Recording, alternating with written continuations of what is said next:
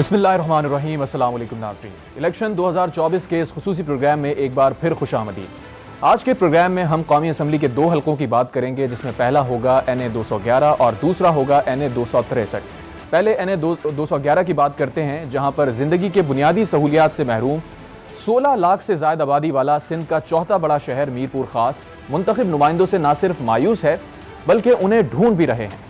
हमारे नुमाइंदे मोहम्मद सिद्दीक ने एक खुसूसी रिपोर्ट तैयार की है, उसकी तफसील देखते हैं। 2018 के इलेक्शन में मीरपुर खास की अवाम ने मसाइल के हल के लिए तारीखी तब्दीली का इंतखाब किया। अवाम ने हक राय दे इस्तेमाल करते हुए कौमी असम्बली की नशिस्त NA 211 पर निफ सदी से बेताज बादशाह की मिसल विराजमान पीपल्स पार्टी को मुस्तरद करते हुए आज़ाद उम्मीदवार अली नवाज शाह को मुंतखब किया, लेकिन ये तब्दीली शहर का मुकद्दर तब्दील न कर सकी। पहले आते हैं 5 साल जब वोट लेना होता है, जब आते हैं उसके बाद 5 साल तक शक्ल नहीं दिखाते हैं। यहाँ पे इधर ये स्कूल है गवर्नमेंट का, ऐसा लगता है जैसे कचरा घर में स्कूल बना हुआ है गवर्नमेंट का। इनके बच्चे जो पढ़ते हैं MP MNO के बड़े बड़े स्कूल में पढ़ते हैं। मेरे ख्याल से तो अभी तक ऐसे कोई मसाइल हल नहीं हुए हैं। जैसे आवाम के MNO अपने खुद के जो ना पर्सनली जो मसाइल तो उन्होंने हल कर लिए, लेकिन आवाम के जो एजुकेशन का था या अपनी हेल्थ का था, जो ऐसे बहुत सारे इश्यूज़ है और रोड रास्ते के इश्यूज़ है, वो अभी तक नहीं हो। उस टाइम तो बहुत दावे कि हम ये कर लेंगे, हम एजुकेशन में करेंगे, हम स्कूल में, हम आपके रोड सड़कें वगैरह वगैरह सब कुछ हल कर लेंगे। बस ऐसे ही आए थे, दावे किए थे, वाउंटे लिए, और उसके बाद हमने आज तक उनकी शक्ल नहीं देखी, तो कहाँ हैं, कैसे हैं, कभी देखे नहीं गए।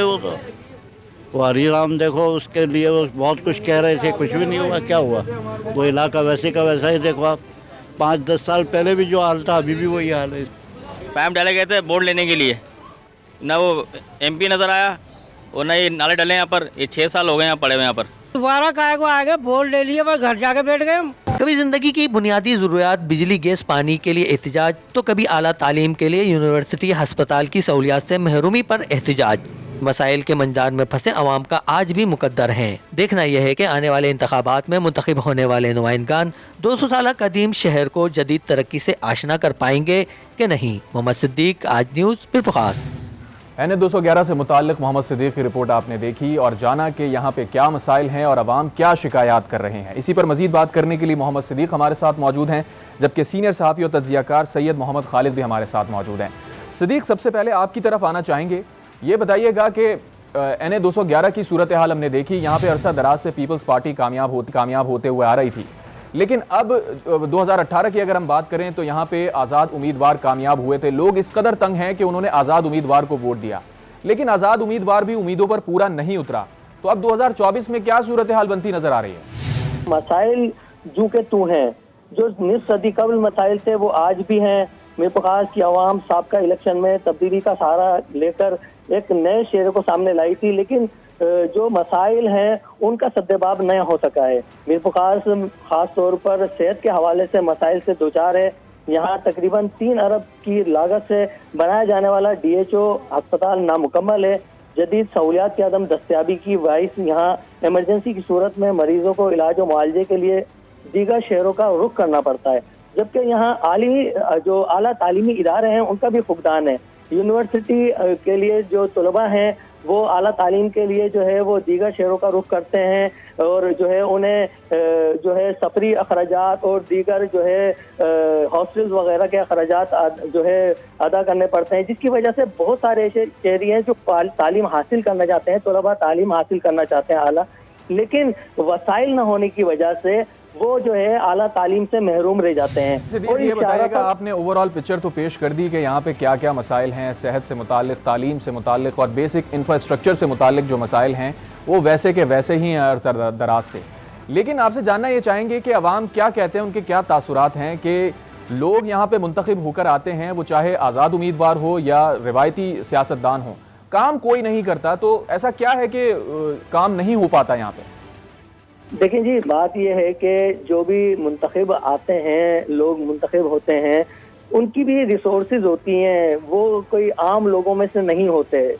एक आम आदमी मसाइल को जानता भी है और उन मसाइल से वो गुजर भी रहा होता है, तो उसे एहसास होता है, उसे पता होता है कि मेरे साथ क्या मसाइल हैं, और यकीनन जब वो अपने मसाइल से नबर्द आजमा होता है तो वो चाहता भी है कि उन मसाइल का हल हो। آپ دیکھتے ہیں کہ مسائل جو کہ تو رہتے ہیں 5-5 سال گزر جاتے ہیں, منتخب ہونے والے اپنا چہرہ نہیں دکھاتے. ہم لوگوں میں جاتے ہیں, ہم لوگوں سے بات کرتے ہیں, ہم نے جب بھی لوگوں سے بات کی ان کا یہی شکوہ گلا ہوتا ہے کہ دیکھیں جو آتا ہے ہمارے پاس اس وقت آ کر تو بڑے سہانے خواب دکھاتا ہے, ہمیں کہتا ہے جناب میں آپ کے مسائل حل کر دوں گا, لیکن بعد میں ہوتا یہ ہے کہ وہ 5 سال تک نظر نہیں آتا. یعنی آپ یہ کہہ رہے ہیں محمد صدیق کہ جو عوامی نمائندے ہوتے ہیں یا ایٹ لیسٹ نمائندہ ہونے کا دعویٰ کرتے ہیں وہ عوام سے نہیں ہوتے, اور یہی ہے کہ جب وہ منتخب ہو جاتے ہیں تو وہ عوام میں واپس نہیں آتے اور ان کے مسائل حل نہیں کرتے. آپ ہمارے ساتھ موجود رہیے. سینئر تجزیہ کار اور صحافی سید محمد خالد بھی ہمارے ساتھ موجود ہیں. خالد صاحب, آپ سے یہ جاننا چاہیں گے کہ 2011 NA جو حلقہ ہے سندھ کی سیاست کا, اس پہ اگر عمومی طور پر دیکھیں تو وڈیروں اور سرداروں کے گرد اس کی سیاست گھومتی ہے. آپ کیا سمجھتے ہیں کہ آنے والے الیکشن سے اس طرز عمل میں کوئی تبدیلی آئے گی؟ یعنی جو وڈیرانہ سسٹم ہے یا جاگیردارانہ سسٹم ہے اس سے ہٹ کے بھی کچھ ہو سکتا ہے یہاں پہ؟ گراؤنڈ ریئلٹیز ہماری یہ ہیں کہ اس وقت بھی ہمارا جو ووٹر ہے, عام ووٹر خاص طور پہ دیہی علاقوں کا, وہ وڈیروں اور جو جاگیردار ہیں ان کے زیر اثر ہے, اور بہت جلد یہ اس پر ہم قابو نہیں پا سکتے. حقیقت پسندی سے بات کریں تو ابھی ہمیں بہت سفر طے کرنا ہے اس معاملے میں, اور اس جو آنے والے الیکشن ہیں اس میں بھی مجھے نہیں لگتا کہ ہم اس یا ہمارا ووٹر جو ہے خاص طور پہ دیہی علاقوں کا ووٹر وہ سرداری نظام سے یا جاگیردارانہ نظام سے باہر جا کر ووٹ کاسٹ کرے گا. وہ بالکل ان کے زیر اثر رہے گا اور ان کے زیر اثر ہی ووٹ دے گا. صحیح. اچھا خالد صاحب, آپ سے یہ بھی جاننا چاہیں گے کہ آپ جانتے ہیں کہ برادری سسٹم کی وجہ سے الیکشن میں کچھ بھی توقع کی جا سکتی ہے, تو آپ کیا سمجھتے ہیں کیا میرپور خاص میں برادری سسٹم اس بار اثر انداز ہو سکتا ہے؟ بہت ساری برادریاں ہیں جو برادری لیول پر امیدوار کو بھی دیکھتی ہیں اور برادری لیول پر امیدوار سے اٹیچمنٹ بھی رکھتی ہیں, اور برادری لیول پہ ہی امیدوار ان کے جذبات کو تھوڑا ابھارتا ہے اور اپنے فیور میں لانے کی کوشش کرتا ہے. اس سے بھی ہم نکلنے کی کوشش کر سکتے ہیں, لیکن 1-2 الیکشن میں ممکن نہیں ہے. کئی الیکشن ہمیں چاہیے کہ ہم اس برادری سسٹم سے باہر نکلیں, اور یہ بالکل اثر انداز ہوگا اور اثر انداز ہوتا رہا ہے, اور آئندہ بھی مجھے لگتا ہے کہ کچھ الیکشن جو 2-3 الیکشن اور ہیں اس میں برادری سسٹم بہت کام کرے گا. ٹھیک. اچھا خالد صاحب, آپ سے یہ بھی جاننا چاہیں گے کہ ظاہر مسائل حلقے کے اپنی جگہ موجود ہیں اور منتخب نمائندے یہاں پر اپنے منتخب ہونے کے بعد نہیں آئے واپس اور عوام کے مسائل حل نہیں ہوئے ابھی تک. عوام بھی یہی شکایت کر رہے ہیں, اور ان بنیادی مسائل کی اگر ہم بات کریں تو پینے کا صاف پانی نہیں ہے, دیگر بنیادی سہولیات ہیں, وہ حلقہ محروم ہے ان سب چیزوں سے. آپ کیا سمجھتے ہیں کہ آئندہ منتخب ہونے والے جو امیدوار آئیں گے کیا وہ مسائل پر قابو پا سکیں گے؟ ہمارا ووٹر امیدوں اور خوابوں کے ساتھ ووٹ ڈالتا ہے, لیکن یہ امیدیں پوری ہوتی نظر نہیں آتی. لیکن اس میں پھر میں دوبارہ یہی کہوں گا کہ مسلسل الیکشن ہی اس کا حل ہے. مسلسل الیکشن ہوتے رہیں تو ووٹر کا دباؤ بھی پڑے گا اور کام بھی حل ہوں گے. ہمارے پاس جب الیکشن میں گیپ آ جاتے ہیں تو پھر ہم پیچھے کی طرف جاتے ہیں. جتنی جلدی الیکشن ہوں گے, جتنے زیادہ الیکشن ہوں گے, اتنا ہی مسائل حل ہونے میں ہمیں آگے پیش رفت کر سکیں گے, آگے بڑھ سکیں گے. صحیح. تو مسائل تو اپنی جگہ موجود ہیں اور آپ یہ سمجھتے ہیں کہ مسائل حل ہو سکتے ہیں, لیکن اگر منتخب نمائندے اس پہ توجہ دیں. منتخب نمائندوں کی اگر بات ہو رہی ہے تو آپ جانتے ہیں کہ 2018 میں یہاں سے آزاد امیدوار علی نواز شاہ کامیاب ہوئے تھے, اور منتخب ہونے کے بعد انہوں نے شہر کا رخ نہیں کیا, اور ظاہر ہے اس سے پھر اس کے اثرات عوام تک پہنچے ہیں. اب آپ کیا سمجھتے ہیں کہ جو آئندہ منتخب نمائندہ آئے گا 2024 کے اندر, وہ اس شہر کی تقدیر بدل پائے گا؟ یہ ساری جو مکس کمپلیکس ہے اس میں امیدوار کی بھی مجبوری ہے کہ وہ بڑے بڑے دعوے کرے تو تاکہ لوگوں کو اپنے ووٹ میں لا سکے اور اپنے فیور میں استعمال کر سکے. تو بہت جلدی تو تبدیلی نہیں ہوگی, لیکن بہرحال بہت بہتر ہے. الیکشن تو جب بھی الیکشن ہوتے ہیں تو ہم ایک قدم آگے ہی بڑھتے ہیں, اور ہمارا حل اور ہمارے مسائل کا حل بھی یہی ہے. NA 211 سے متعلق مسائل ہم نے جانے, اور سینئر تجزیہ کار اور صحافی محمد خالد ہمارے ساتھ موجود تھے اور محمد صدیق بھی ہمارے ساتھ موجود تھے. آپ دونوں کا بہت شکریہ. اور ناظرین, پروگرام کے پہلے حصے میں ہم نے بات کی NA 211 میرپور خاص کی. بریک کے بعد جب واپس آئیں گے تو بات کریں گے NA 263 کوئٹہ کی. Stay with us.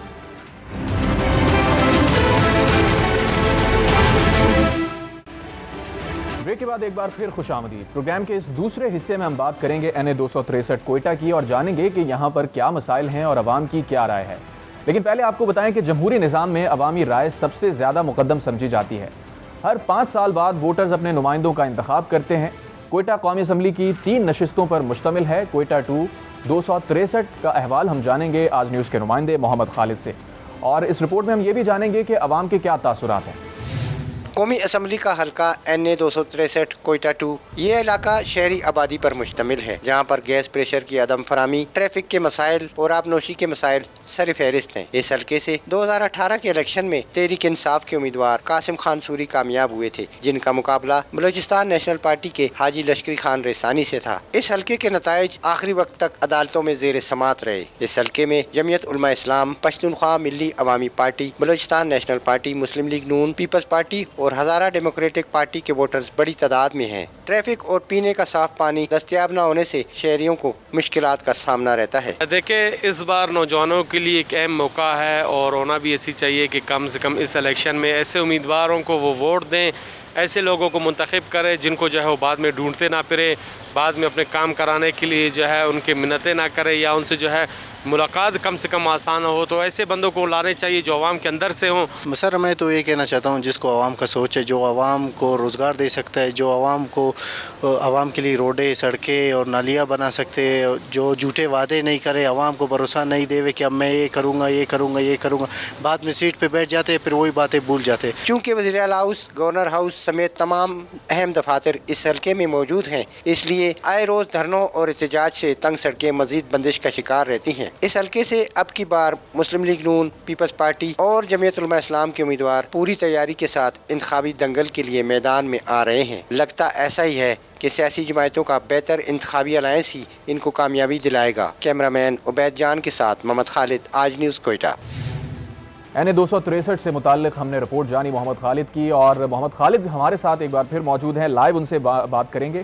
خالد، آپ سے یہ جاننا چاہیں گے کہ NA 263 کوئٹہ 2 کا جو حلقہ ہے وہ یقیناً بہت اہم حلقہ ہے، بڑی سیاسی شخصیات ماضی میں یہاں سے منتخب ہو کر آئی ہیں اسمبلیوں کے اندر، لیکن حلقے کے مسائل کی اگر ہم دیکھیں تو وہاں پر مسائل ویسے کے ویسے ہی ہیں۔ 2018 میں قاسم خان سوری یہاں سے کامیاب ہوئے تھے اور بلوچستان نیشنل پارٹی کے امیدوار کو لشکری ریسانی کو انہوں نے شکست دی تھی، اور اس سے پہلے بھی ہم نے دیکھا کہ یہاں پہ بڑی شخصیات کامیاب ہو کر آتی ہیں، لیکن اس حلقے کے مسائل جوں کے تو رہتے ہیں، کیا وجہ ہے؟ یہ ایسا ہے کہ جو NA 263 کوئٹہ سٹی کا حلقہ ہے، چونکہ یہ شہری علاقوں پر مشتمل ہے اور کوئٹہ کا بلوچستان کا صوبائی دارالحکومت کے سب سے بڑے دفاتر اور اہم تجارتی مراکز اسی حلقے میں ہیں، اس لیے یہاں کے جو مسائل تھے گزشتہ 5 سالوں میں، جن میں خاص طور پر گیس پریشر میں کمی، بجلی کی لوڈ شیڈنگ میں کمی، آبنوشی کے مسائل اور صحت کے جو مسائل تھے ان پہ کوئی توجہ نہیں دی گئی، بلکہ وہ جوں کے تو ہیں۔ اور 5 سال پہلے جو منصوبے شروع کیے گئے تھے سڑکوں کی توسیع کے، وہ اب بھی التوا کا شکار ہے، جن میں خاص طور پر سریاب روڈ، نواب ریسانی روڈ کے جو مسائل ہیں ان کی کشادگی کی وجہ سے وہ جوں کے تو پڑے ہیں، اور یہ علاقے جو اب بھی خندرات کا منظر پیش کر رہے ہیں۔ اچھا خالد، جن مسائل کا آپ نے ذکر کیا ہے اور عوام بھی یہی کہہ رہے ہیں کہ ان میں سب سے بنیادی مسئلہ پانی کا ہے، پینے کے صاف پانی کا ہے، اور پانی دستیاب نہیں ہے، اس وجہ سے یہاں پہ آئے روز احتجاج ہوتے ہیں، اور چونکہ پختہ بڑی سڑکیں نہیں ہیں تو یہاں پر ان احتجاج کی وجہ سے لوگوں کو بھی مسائل کا سامنا کرنا پڑتا ہے۔ تو ایسا کیا ہے کہ پانی کی اتنی زیادہ کمی ہے، اور اگر دیگر علاقوں کو دیکھیں تو وہاں پر پانی دستیاب ہے، کوئٹہ کے اندر پانی کیوں نہیں ہے؟